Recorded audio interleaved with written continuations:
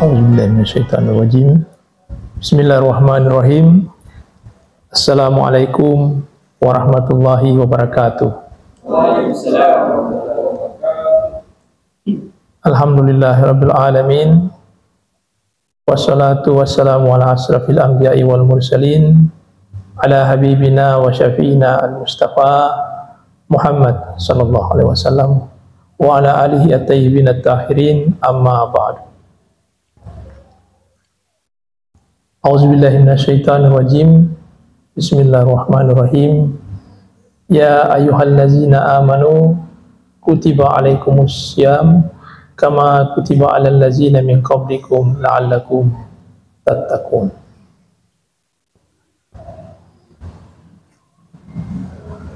Bapak Ibu sekalian yang saya hormati, juga adik-adik mahasiswa dan mahasiswi yang sudah hadir saat ini. Alhamdulillah, saat ini kita sudah memasuki 10 malam terakhir dari bulan suci Ramadan, dan menurut riwayat bahwa di 10 malam terakhir ini akan ada satu malam yang disebut dengan malam Qadar atau Lailatul Qadar, yang menurut riwayat juga disebutkan itu turunnya pada malam-malam ganjil dari 10 hari terakhir dari bulan suci Ramadan. Kita berdoa dan memohon harap mudah-mudahan Allah Subhanahu wa Ta'ala bisa mengkaruniakan kita semua untuk bisa bertemu dan memperoleh bertemu dengan malam Lailatul Qadar, insyaallah, amin. Karena ini permintaan dari mahasiswa teknologi hasil pertanian ya, yang di bawah Himalogista, lembaga himpunan mahasiswa teknologi hasil pertanian Unhair, meminta saya untuk menjadi atau membawakan materi dalam acara kultum di acara hari ini, acara bukber atau buka puasa bersama antara dosen, mahasiswa dan sivitas prodi program studi teknologi hasil pertanian. Bisa lihat yang hadir saat ini, undangannya jam 4, sekarang sudah jam 5:30 kurang lebih. Itu belum ada dosen yang hadir kecuali saya sebagai pemateri dan Pak Gunawan, ini dosen peternakan di Fakultas Pertanian juga, dan kurang lebih 6 orang mahasiswa dan 2 orang mahasiswi dari sekian puluh mahasiswa THP yang ada.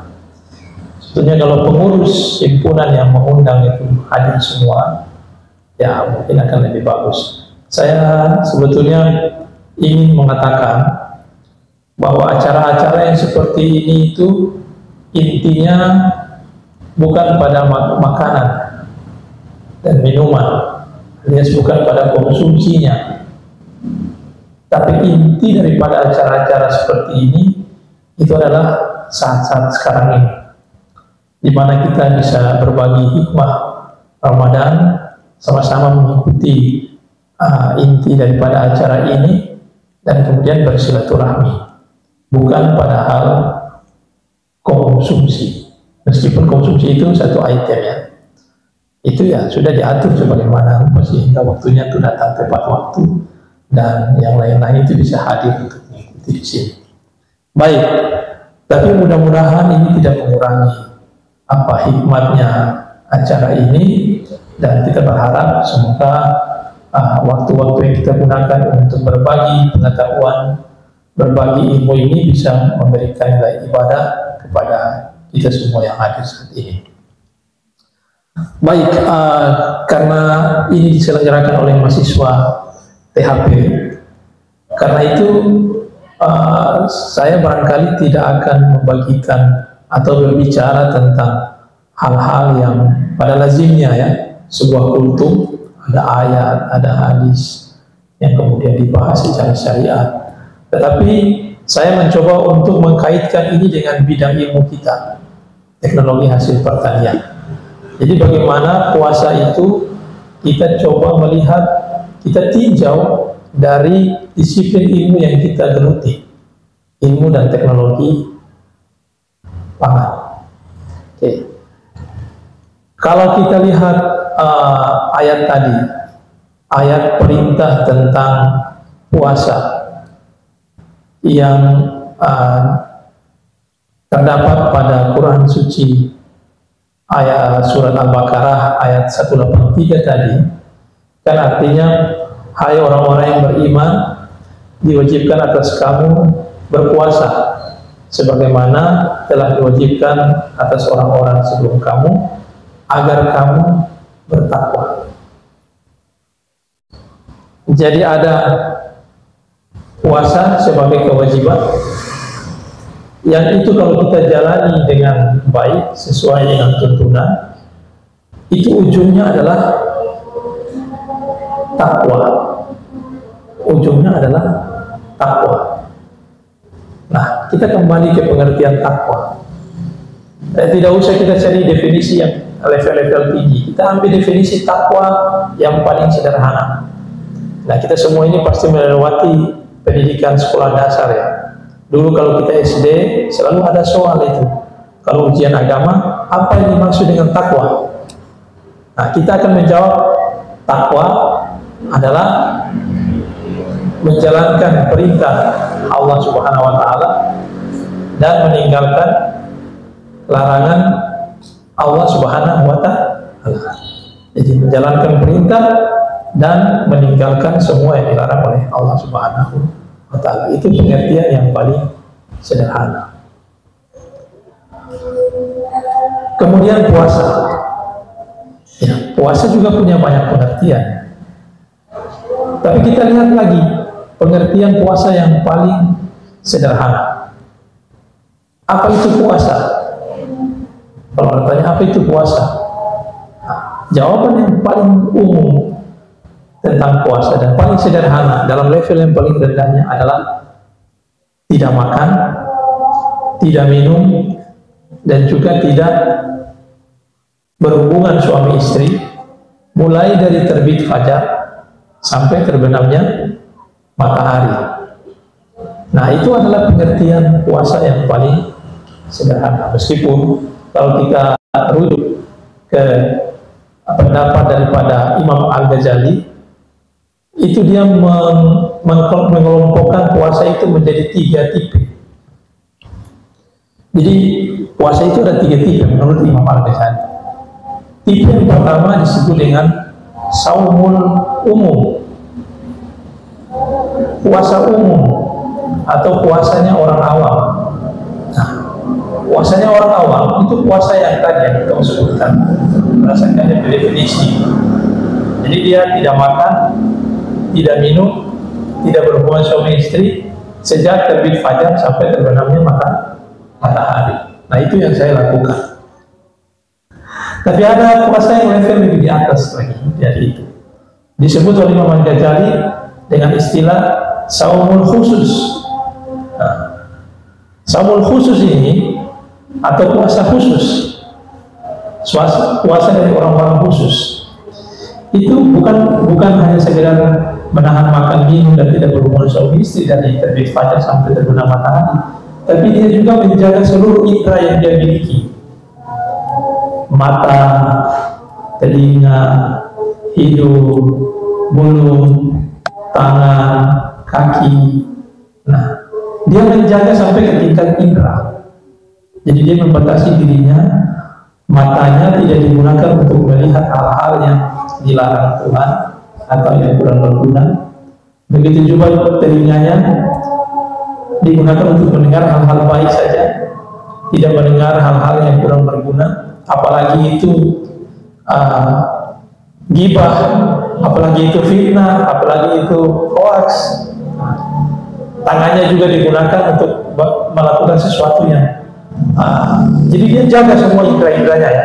Jadi bukan cuma soal makan minum, tapi juga soal bagaimana dia menjaga indranya supaya terjaga pada hal-hal yang disukai oleh Allah dan tidak digunakan untuk hal-hal yang tidak disukai oleh Allah Subhanahu wa Ta'ala, termasuk yang tidak berguna.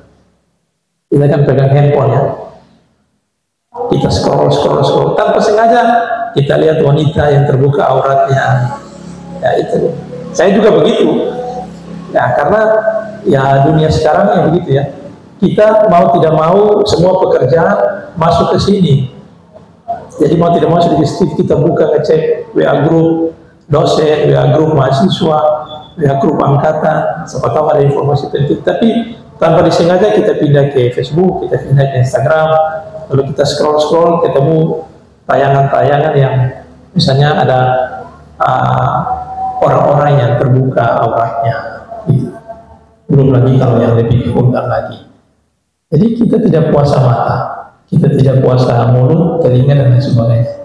Nah, kalau orang yang mampu menjaga itu, maka dia berada pada tingkatan puasa saumul khusus. Ada lagi yang lebih tinggi. Apa itu? Saumul khusus. Jadi khususnya khusus. Jadi dia di level yang paling tinggi itu. Jadi dia tidak hanya puasa umum, tidak hanya puasa khusus, tapi dia juga menjaga hati dan pikiran. Jadi jangankan indera yang dijaga, di level hati dan pikiran pun dia sudah mampu menjaga itu. Ya saya jangan berpikir yang aneh-aneh, jangan berpikir yang kotor-kotor, jangan berpikir yang buruk-buruk ya. Kalau kita ngobrol, mungkin di mulut kita yang keluar yang baik-baik, tapi pikiran kita bisa saja terbang ke hal-hal yang kurang baik. Ya tadi kita sempat ngobrol dengan Pak Gunawan, bagaimana kita berpikir positif pada semua hal gitu. Nah, belum apa-apa berpikir negatif. Nah, orang yang puasa di tingkat khusus itu, dia mampu menjaga dirinya sampai pada tingkat yang hati dan pikiran. Oke. Tapi kita tidak bicara pada level itu ya. Hari ini saya mau coba bicara pada level yang paling rendah. Jadi bagaimana puasa itu kalau kita tinjau dari bidang ilmu yang kita geluti. Misalkan begini, di Prodi THP itu ada mata kuliah biokimia. Ya, biokimia ada dua lagi biokimia. Ada biokimia 1, biokimia pangan 2 ya. Jadi kalau biokimia 2 itu kan kita bicara tentang reaksi-reaksi yang terjadi di dalam tubuh kita ketika ada makanan yang masuk ke dalam tubuh kita. Jadi ketika kita makan nasi, kira-kira reaksi apa yang terjadi dalam tubuh kita? Kalau kita minum sirup atau es kacang, kira-kira apa yang terjadi dalam tubuh kita? Nah itu kan dibahas di mata kuliah biokimia ya. Nah kalau seandainya kalau mau boleh dibikin judul, saya ingin beri judul kultum saya ini adalah puasa dari tinjauan biokimia pangan 2. Kira-kira begitu. Ya karena kita dunia akademik, mestinya kita melihat hal-hal yang seperti puasa, seperti ibadah-ibadah lain itu bisa kita tinjau dari bidang ilmu yang kita geluti. Nah, kira-kira begitu materi yang saya mau bagikan. Nah, di dalam calon ketubuh ini, di dalam calon ketubuh itu ada dua hormon yang bekerja terkait dengan makan minum ini. Jadi kalau soal makan itu ada dua hormon yang bekerja. Satunya disebut dengan insulin, satunya disebut dengan glukagon. Nah, dua-dua ini bekerja secara berlawanan. Kalau mata kuliah biokimia pangan 2 itu mau belajar glikolisis, kemudian di ruang kelas itu ada ditempel berbagai poster yang merupakan tugas mata kuliah itu di era Pak Mustalin kalau tidak salah ya, ditempel. Jadi ruang FP1 itu penuh dengan gambar-gambar jalur-jalur metabolisme. Di antaranya adalah glikolisis, kemudian gluconeogenesis, kemudian ada glikogenolisis dan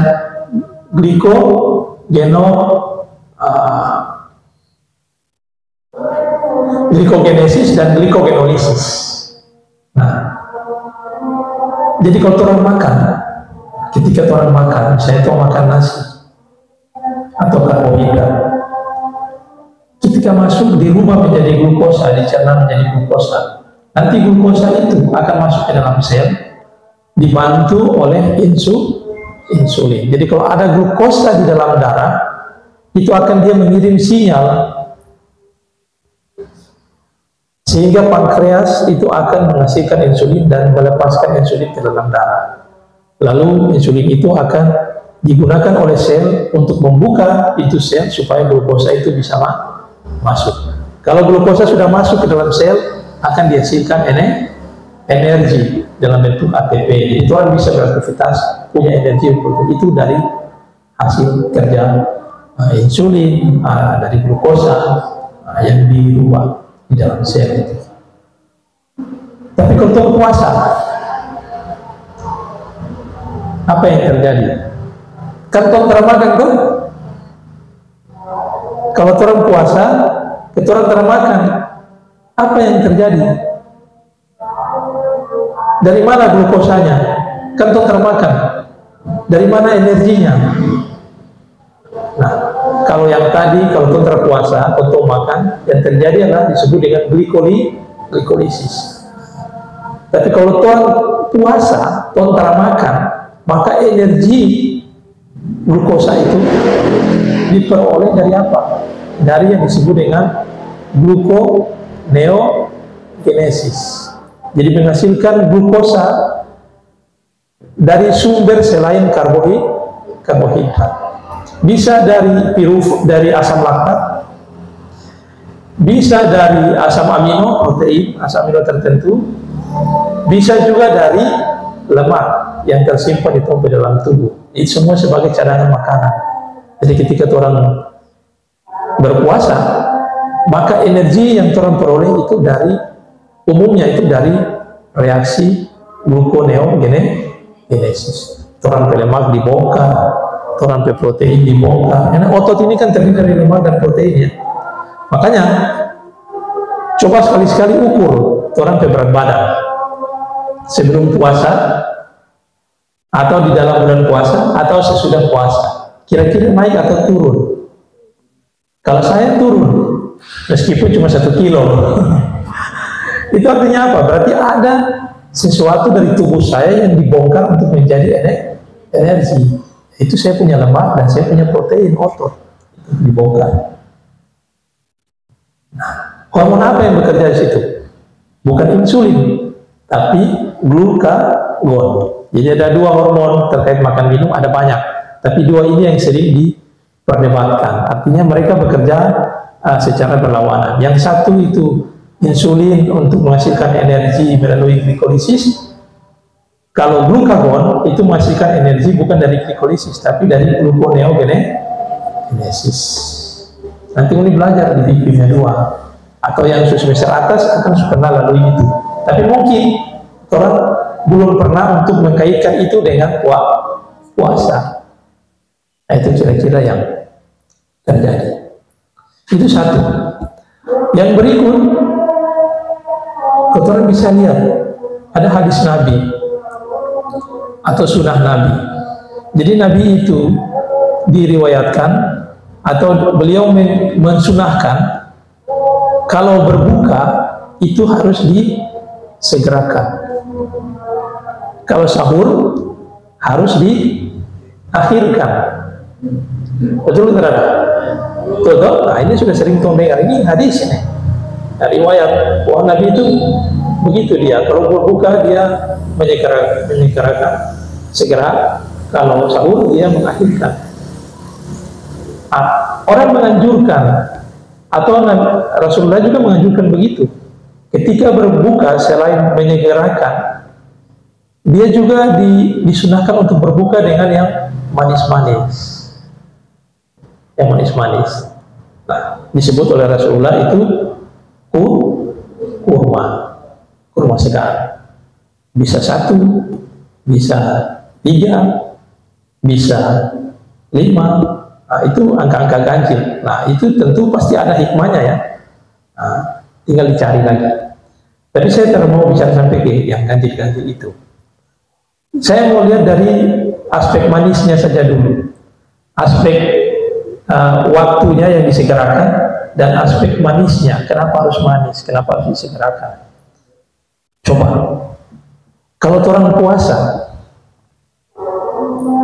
ya, untuk makan, orang glukosa semua dipakai.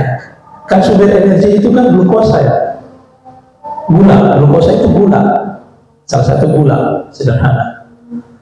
Orang glukosa terpakai untuk orang berenergi selama 12 jam aktivitas sel, aktivitas tubuh. Lalu setelah 12 jam itu glukosa sudah berkurang. Glukosa itu, ingat ya, glukosa itu sumber energi untuk tubuh bisa beraktivitas. Makanya menjelang berbuka tuh orang agak suat ya, so habis asar itu suat. Itu karena apa? Tubuh glukosa mulai berkurang. Karena itulah mungkin salah satu hikmah Rasulullah menganjurkan orang untuk kalau berbuka itu segera. Sudah segera berbukalah dengan yang manis, kurma. Jadi yang manis-manis itu kan langsung glukosa, bukan makan nasi ya. Kalau nasi itu juga sumber glukosa, tapi dia itu karbohidrat yang kompleks. Artinya kalau masuk dalam tubuh akan metabolisme panjang lagi dong, harus dicerna.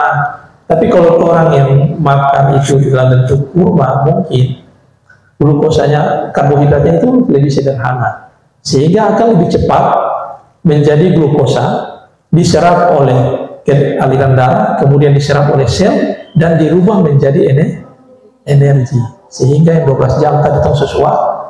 Karena tong segera, tong berbuka dengan yang manis, maka energi itu bisa tersuplai. Sehingga cepat dirubah menjadi energi. Kenapa energi lagi? Tong pulih lagi. Tong berbuka, habis berbuka tong segar tau? Tapi coba mau berbuka, mau dipakai sayur. Yang karbohidrat kompleks, yang serap lagi serat, apalagi nasi. Ya, ada yang berbuka pakai nasi.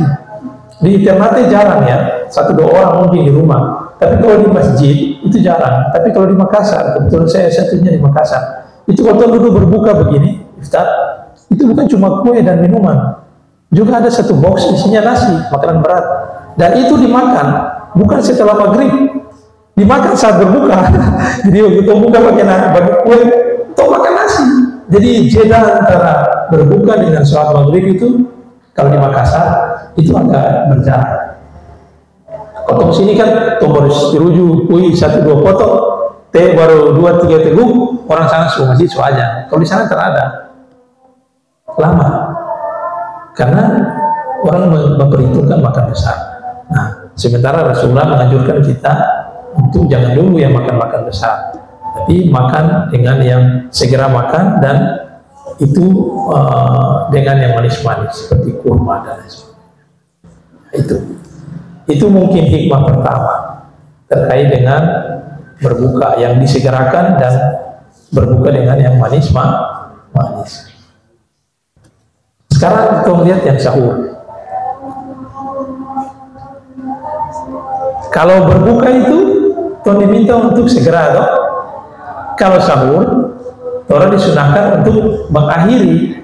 Nah, kasih lambat-lambat pada dia sampai dekat-dekat subuh. Nah, dalam satu hadis disebutkan ya, ada yang bertanya, itu kalau kira-kira Ngoni bilang sahur itu dekat-dekat salat subuh itu seberapa jauh dia jarak? Nah, ada yang sahabat yang mengatakan waktu itu kita perkirakan sekitar orang membaca 50 ayat Al-Quran ya, dengan panjang yang normal gitu, bukan surat Yasin. Surat Yasin itu 1 surat ya, 1 ayat, satu ayat kursi, 1 ayat tapi panjang, tapi ini ayat-ayat yang biasa-biasa, yang normal saja. Jadi itu sekitar 50 ayat, artinya ya sangat dekat dengan salat subuh. Karena itu sahur disunahkan untuk diakhirkan dan disunahkan untuk memakan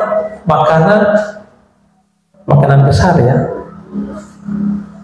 Jadi nasi, Jadi yang karbohidratnya itu kompleks, kemudian diikuti dengan serat. Supaya apa? Supaya apa? Kalau kau makan yang seperti ini, itu kan dicernanya lama ya, cernanya lama. Nah, karena lama, orang merasa kenyang lebih lama. Karena habis subuh ini kan 12 jam ke depan baru bisa orang makan lagi, tak? Jadi ketika sahur diminta untuk diakhirkan dan memakan makanan yang kompleks, ya, makanan besar, ada seratnya, ada nasi. Nah, jangan dibagi sirup saat sahur, karena kalau sirup itu sudah glukosa ya. Begitu mau diminum, langsung terpakai pencernaan. Karena dicerna lagi prosesnya, terpanjang, langsung diserap ke dalam darah, langsung dipakai oleh sel. Gitu. Jadi cepat dia habisnya gitu. Kalau energi itu cepat diserap tapi cepat habis. Tapi kalau makan yang karbohidrat kompleks, maka akan lama dicerna. Ya, jadi orang punya rasa kenyang itu lebih lama, rasa lapar itu bisa ditunda lebih panjang. Jadi luar biasa ya. Ini satu sebetulnya ini dalil nakli ya. Karena Quran, ayat Quran, kemudian hadis itu dalil-dalil nakli ya. Jadi dalil-dalil itu cuma dengan redaksi. Tapi sebetulnya dia punya penjelasan secara akliyah, dalil akliyah. Jadi punya argumen-argumen, apalagi kita yang mahasiswa THP yang ambil mata kuliah biokimia, masya Allah. Artinya kalau kita bisa memahami pelajaran biokimia itu dengan baik di kelas, lalu kita dapati dalil-dalil tentang puasa yang disampaikan baik oleh Al-Quran maupun oleh hadis Nabi, kita akan menemukan itu adalah garis penghubung yang luar biasa, yang sangat erat kaitannya.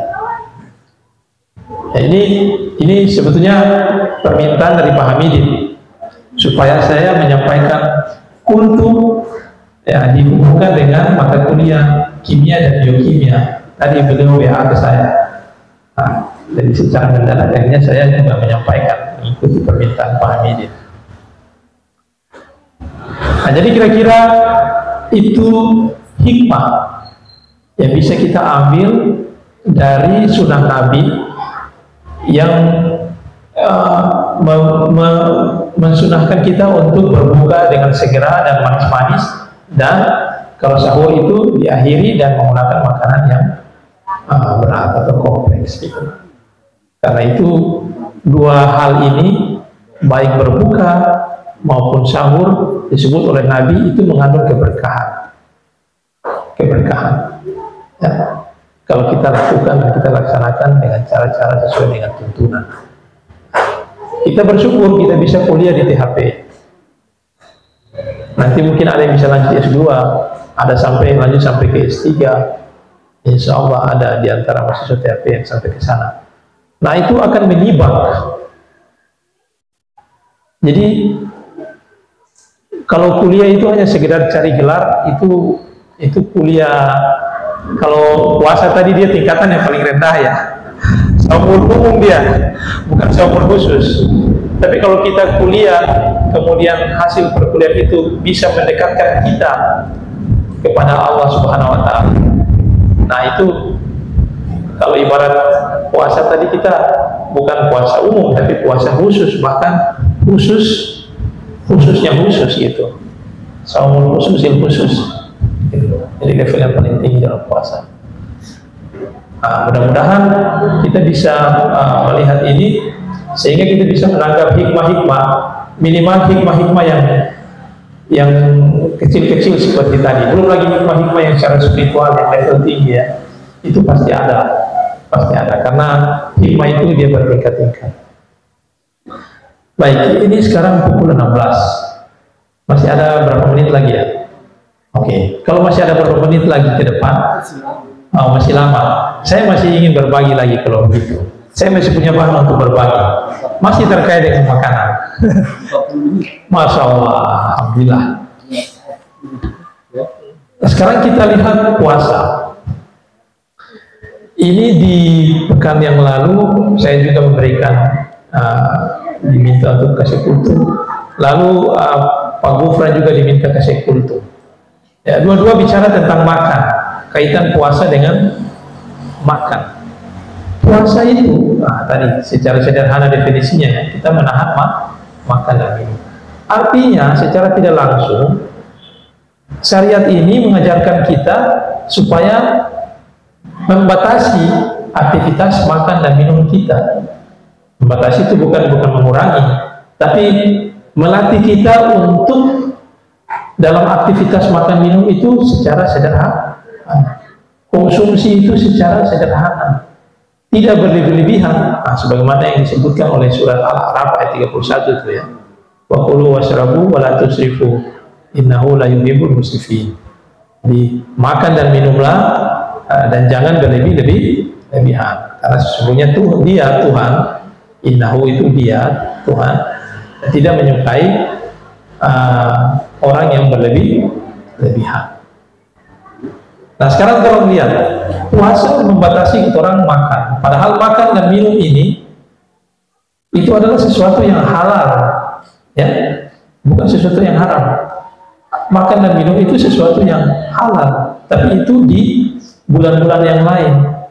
Di Ramadan menjadi spesial karena itu dibatasi, atau menjadi sesuatu yang haram, diharamkan pada waktu yang telah ditentukan, dari terbit fajar sampai terbenamnya matahari. Artinya apa? Tuhan sebetulnya ingin mengajarkan kita supaya kita makan minum itu jangan berlebihan. Tapi kurang lihat fenomena yang terjadi kalau Ramadan. Sepanjang jalan itu, waduh, hampir semua kampung berubah jadi tempat menjual. Jadi semua makanan, menu-menu yang tidak pernah keluar selama 11 bulan dia keluar semua. Keluarnya bukan cuma di rumah-rumah, keluarnya juga sampai di jalan-jalan, di pasar-pasar. Begitu juga dengan kue-kue. Artinya apa? Berarti kita memproduksi makanan, ada peningkatan produksi makanan kan? Kalau itu habis terjual, berarti ada peningkatan dalam hal pembelian dan konsumsi makanan. Padahal puasa itu membatasi orang dalam hal makan. Jadi menurut saya ini satu hal yang ya ironis ya. Memang dari sisi ekonomi pelaku usaha itu mendapat keuntungan, ada berkah di situ. Tapi jangan sampai kita berlebihan dalam hal konsumsi makanan. Banyak hal yang dampak yang tidak kita inginkan sebetulnya dari konsumsi pangan yang berlebihan tadi. Satu, bagi diri yang mengonsumsi, karena dia terlanjur beli, saya puasa Ramadan 12 jam saya telah makan, kompensasinya saya harus makan sebanyak-banyaknya, seenak-enaknya pada saat berbuka. Jadi ada kue panada, ada kue palita, ada korma, ada kue sus, ada kue apa lagi? Dalampa. Nah, itu kue-kue yang klasik ya. Yang jarang keluar, tiba-tiba dia keluar di Ramadan. Dan itu harus tuh habiskan gitu. Itu udah berpikir, wah ini terus puasa nih, kompensasinya soalnya kue semua nih, mari hantar kasih habis kue-kue ini. Belum lagi tuh bagi teh, habis itu bagi susu. Luar biasa, saya pernah mengalami itu, dan tapi itu zaman saya kecil ya, karena saya puasa diiming-iming, wah sebenarnya puasa mau apa saja mau beli. Jadi saya disediakan berbagai macam kue, termasuk minuman juga macam-macam, ada es, ada teh, ada susu. Saya lipat semua pada saat berbuka. Akhirnya apa? Saya dalam perjalanan menuju ke masjid untuk sholat maghrib, tidak tiba-tiba di masjid, tidak sampai-sampai di masjid. Saya berhenti di tengah jalan, duduk di bawah tiang listrik. Kan tiang listrik itu kan bawahnya ada dasar yang muslim. Saya duduk di situ. Kenapa? Karena saya tidak mampu lagi berjalan. syukur-syukur saya masih bisa bernapas. Jadi itu kisah nyata ya. Saya duduk di situ sambil saya menunggu-nunggu kapan saya bisa berjalan. Tapi ternyata saya bisa berjalan. Akhirnya saya mendengar orang selesai azan, saya dengar orang membaca Al-Fatihah, rakaat pertama, rakaat kedua, rakaat ketiga, sampai salam, saya tidak bisa berjalan. Sampai dong turun sembahyang, dong lewat pas saya dengan dikit orang sini, saya tidak mau berjalan. Itu kisah nyata saya hadapi. Nah setelah saya kuliah sampai di S3 ini, bahkan saya S1, S2, S3 baru saya tahu, oh inilah kenapa orang bilang berbuka itu jangan golojo begitu. Ini dampak akibat kita konsumsi yang berlebihan. Itu belum lagi kalau turun apa yang terjadi di dalam tubuh akibat orang makan yang berlebihan, itu dahsyat sekali. Nah, kemudian dari sisi lain kita bisa lihat juga dari aspek lingkungan ya. Aspek lingkungan. Saya coba cari data ya. Ini makanya saya tulis di sini ya. Saya rekam datanya di sini. Ternyata hampir di seluruh kota-kota besar, mungkin Ternate juga termasuk, itu selama Ramadan itu terjadi peningkatan produksi sampah, dan itu dari sampah makanan. Kalau dalam istilah ilmiah food waste ya, bahasa Inggris food waste, artinya limbah makanan, limbah dari makanan. Itu meningkat. Coba berjalan di jalan-jalan, menumpuk itu kuli-kuli kelapa ya. Belum lagi itu di tempat-tempat penampungan itu menumpuk sisa-sisa makanan yang tidak habis dimakan. Akibat apa? Berbuka dan beli makanan banyak-banyak, tapi begitu makan termampu kasih habis, mau simpan besok karena yang makan, karena semua puasa. Kalau tersimpan baik-baik ya, ada besok malam itu subuh, karena semua itu kan kadar airnya tinggi dong, kue-kue, makanan-makanan yang berkuah dan sebagainya. Akhirnya apa? Kalau bisa dimakan, jadilah dibuang, jadilah limbah makanan, sampah makanan. Jadi selama Ramadan yang mestinya makanan itu kita batasi, kita sederhanakan, justru yang terjadi sebaliknya, kita berlebih-lebihan dalam konsumsi maupun dalam produksi, sehingga yang terjadi dampaknya banyak. Tubuh kesehatan bermasalah, lingkungan bermasalah, karena produksi sampah makanan itu meningkat selama Ramadan. Ini ada datanya ya. Ini kalau orang jurusan lingkungan yang mau melakukan riset, bagus untuk sampelnya di kota Ternate. Kalau secara kasat mata kan nampak ya, ada tumpukan sampah. Nah, dan kalau tumpukan sampah ini, kalau secara spiritual juga ya, itu juga bermasalah ya. Orang dulu kecil-kecil kan sering dibilang, kalau makan itu jangan buang-buang, jangan sisa makanan terbuang. Nanti sebentar malam mulai tidur, mulai dengar ada suara orang menangis. Ternyata yang menangis itu nasi yang mau dibuang. Itu mungkin terlihat tidak masuk akal ya. Tapi sesungguhnya itu masuk akal kalau kita melihat dari tinjauan yang lebih spiritual, bahwa semua itu adalah hidup ya. Air hidup, nasi hidup, tanaman hidup, batuan hidup. Dia hidup, dia bertasbih kan. Al-Quran bilang yang ada di langit maupun di bumi, bahkan yang ada di antaranya itu semua bertasbih. Tapi mulai tidak tahu bagaimana cara dia bertasbih. Tasbihnya seperti apa? Artinya kalau dia bertasbih berarti dia itu hidup. Jadi sekali-sekali orang punya telinga spiritual, ya dia dengar, mungkin bisa dia dengar ada yang menangis, ternyata itu nasi yang dibuang, ikan yang dibuang karena terhabis dimakan. Nah, tapi orang tak lihat di situ, orang lihat ke hal-hal yang material saja, yang rendah-rendah saja. Nah, kalau sampah itu dia menumpuk, nah ini perlu ditahu. Ini mungkin satu data yang cukup mencengangkan. Indonesia dengan sekelumit problem krisis pangan yang terjadi, ya, apa buktinya? Masih ada orang kelaparan. Tingkat prevalensi Maluku Utara itu 3 tertinggi dari ya, di seluruh Indonesia itu Maluku Utara masuk provinsi dengan prevalensi ketidakcukupan pangan yang paling tinggi. Setelah Papua, Maluku baru Maluku Utara. Kemudian tingkat stunting, Indonesia itu targetnya 14% di bawah itu. Tapi nyatanya kita masih stuck di angka 29,1. Di Maluku Utara, di Halteng kemarin ya, kita seminar itu ada yang di Halteng itu stuntingnya 50%. Bayangkan, tinggi sekali 50%. Jadi problem pangan masih terjadi di sana sini, tapi cukup ironis di sisi lain kita masih menghasilkan sampah makanan. Artinya kita masih buang-buang makanan. Sisi lain kita krisis makanan, tapi di sisi lain kita buang-buang makanan. Itu hal yang sederhana. Orang potret, orang tinjau secara teliti, itu hal yang cukup ironis. Kalau dia sampah makanan tinggi, itu dampaknya banyak, lingkungan akan bermasalah. Belum lagi dia berpengaruh ke orang bilang efek rumah kaca ya. Kalau ini sempat belajar efek rumah kaca. Karena dari sampah makanan yang ditumpuk, itu kan organik semua ya. Lalu kalau ditumpuk, terjadi fermentasi oleh mikroba anaerobik, akan menghasilkan gas metan. Gas metana. Nah, gas metan atau gas metana ini itu adalah gas yang paling berkontribusi terhadap efek rumah kaca.